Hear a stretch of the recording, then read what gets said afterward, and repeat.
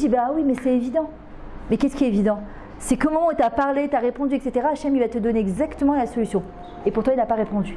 Il ne t'a pas donné ta solution. Il veut que toi-même, tu arrives à ta propre solution. Et on apprend à Kadosh Baruch Hu comment écouter les personnes. Il y a des fois, on a tendance à dire, mais non, il faut que tu sois mitraséké dans les mounas. Si la personne, elle vient, elle en baisse des mounas, tu ne peux pas lui dire à cette personne-là, je manque des mounas. Tu dois te renforcer dans les mounas. Elle ne peut pas écouter. On dit, l'omeratim et adam le shat kaaso. Un homme qui est en colère, au moment où il est en colère, tu ne peux pas les ratsot autour en lui disant, tu sais, comme il est guinem sholtimbo, ouais, déjà il ne sait pas, il est en train de s'énerver grave, tu vas lui dire, il ne faut pas se mettre en colère. Ah oui, mais il le sait, mais il ne peut pas pour le moment surmonter ça. Donc ce n'est pas le moment justement de lui parler de ça.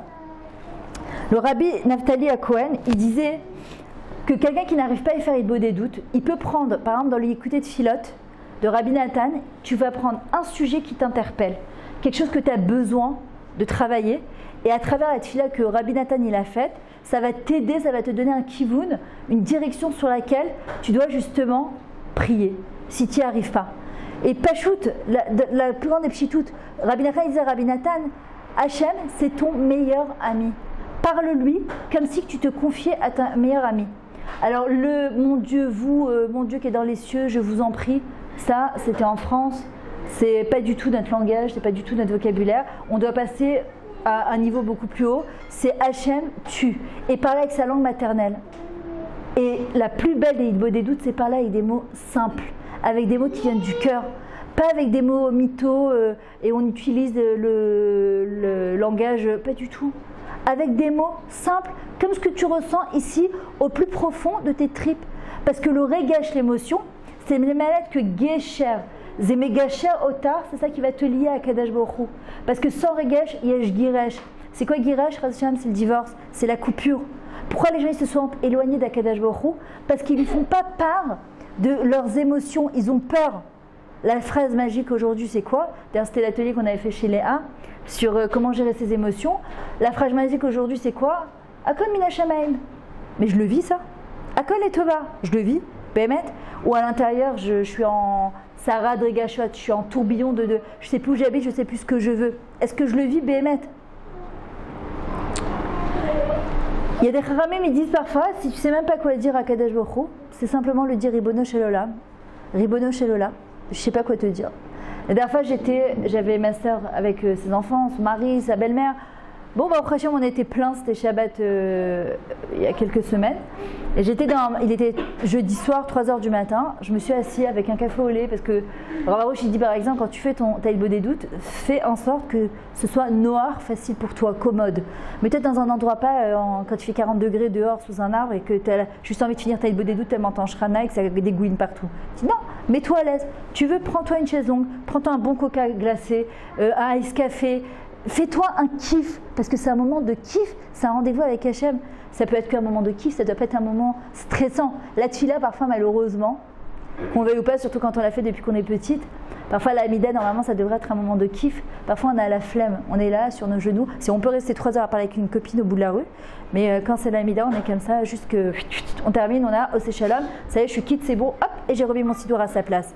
La Idbo des doutes, c'est différent. Il faut que ce soit un moment agréable, il faut que ce soit un moment de kiff. Là, il n'y a rien qui, on met le téléphone en mode avion, il n'y a rien qui peut nous intéresser maintenant. On s'en fout de tout, je m'en fous. Le petit appel, le petit truc, etc. Alors comme tu as dit, Déborah, ça peut être aussi parfois un moment où par exemple tes enfants ils dorment, mais il n'y a pas de bruit justement, parce que tu as besoin de ce moment de sheket sans que personne ne te dérange. Et c'est vrai que c'est important à un moment où on va parler avec Hachem, de ne pas avoir du bruit autour de soi. C'est pour ça qu'il y en a qui disent, ou dans la forêt, ou bien il y en a qui le font. David Ameller, il a écrit tous ses Teilim sous la couverture. David Ameller, dans son lit, il avait ces moments très forts avec Hachem. Pourquoi? Il y a des moments justement où quand tu es au lit, c'est un moment où tu te relâches complètement. Mais c'est vrai que si tu t'allonges, tu risques de t'endormir, tu n'as même pas fait une demi-minute des doutes. C'est un moment par exemple où il faut rester assise. Moi la dernière fois j'étais dans la terrasse, je pris un café au lit, il était 3h du matin, et j'ai commencé à parler avec Hachem. Je dis merci que tu m'as aidé à finir mon Shabbat tôt, enfin, c'était pas très tôt, il était 3h du matin, mais bon, que tu m'as quand même aidé à finir, j'étais comme ça, et je me suis endormie avec mon café dans la main, la bouche ouverte comme ça, les étoiles, le vent frais en face des montagnes. Vous savez le kiff que c'est? Tu as l'impression d'un coup que tu es dans les bras de quelqu'un qui t'aime très fort, quelqu'un qui te porte, quelqu'un qui est là, quelqu'un qui t'écoute. Comme il disait David Ameller, Ani Kegumal Alaimo. Je suis comme un bébé dans les bras de sa mère. C'est-à-dire que voilà, le petit a faim, elle sait qu'elle va lui donner maintenant son biberon.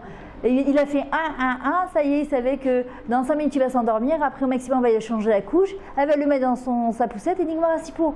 David Amelach il dit on doit se sentir exactement pareil dans les bras d'Akadosh Baruch Hu. C'est exactement pareil qu'on doit se sentir dans les bras d'Akadosh Baruch Hu. Comme un enfant au creux, au sein de sa mère. C'est-à-dire je m'inquiète de rien. C'est très beau, encore une fois, dans ce qu'on dit, mais on doit aspirer à arriver à ce niveau-là. Il faut réellement rien faire. Il faut rien faire. Ouais. Il faut juste parler. La vraie idée des doutes, c'est tu t'arrêtes, tu t'enfermes quelque part, tu te mets dans un endroit où c'est un kiff pour toi et tu arrêtes tout. Parce que moi j'ai eu combien de fois je me dis je vais m'arrêter, je commence à parler et ma tête elle va dans tous les sens. Si c'est plus noir pour nous de faire autre chose ou quand on fait la vaisselle ou... Non mais ça s'appelle pas une des doutes. Moi je le fais, je parle avec Hachem, c'est ce que je t'ai dit. Je le fais tout le temps ça, je parle avec Hachem tout le temps en faisant la vaisselle. Je te dis n'importe quoi que je fais mes cours, je suis en route, je pars tout le temps avec lui. La hitbo des doutes c'est un moment où tu vas t'arrêter en fait et faire une vraie introspection de ce qui se passe dans ta journée.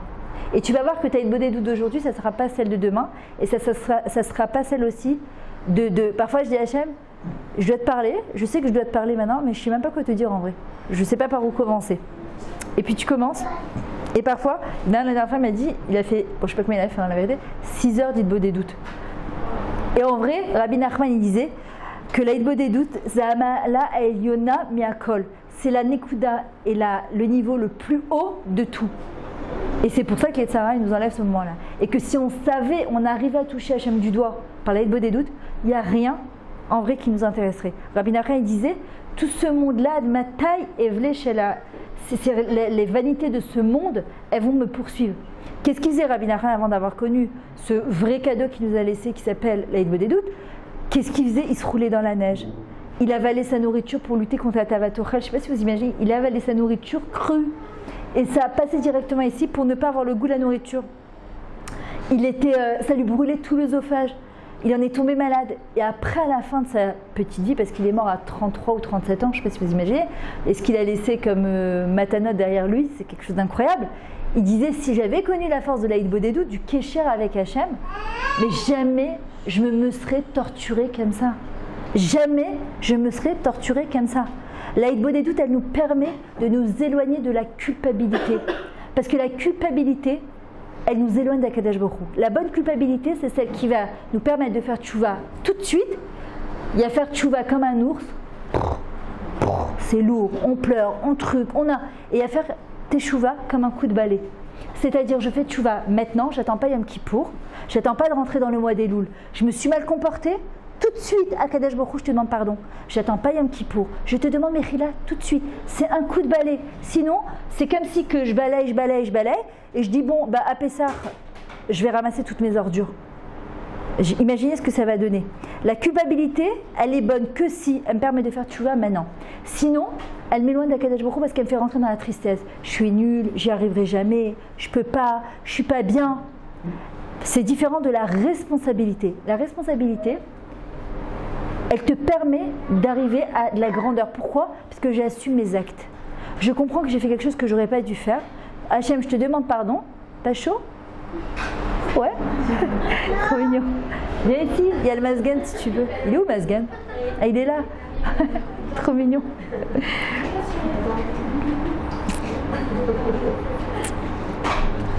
Quelqu'un, par exemple, qui aimerait évoluer dans quelque chose. Par exemple, là, pour celles qui sont sur mon WhatsApp, tous les jours, c'est nouveau.